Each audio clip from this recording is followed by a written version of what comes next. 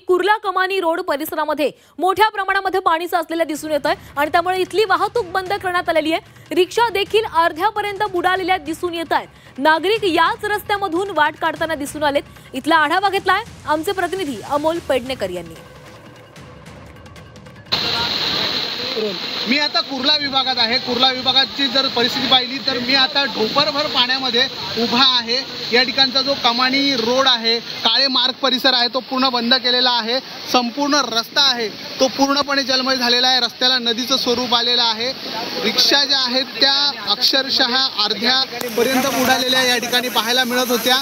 आता हा संपूर्ण रस्ता आहे तो बंद केलेला आहे आणि इथे नागरिक आहेत ते वाट काढताना आपल्याला दिसून येत आहेत। खरं तर कुर्ला जो परिसर आहे त्या ठिकाणी जे मिठी नदीची पातळी आता धोकादायक स्थितीच्या वर जात चाललेली आहे आणि जर आपण पाहिलं तर या ठिकाणी जे पाणी आहे ना ते आता मोठ्या स्वरूपात आहे, ते वाढायला लागलेलं आपल्याला सध्या दिसून येत आहे। अमोल पेडणेकर, झी मीडिया, मुंबई।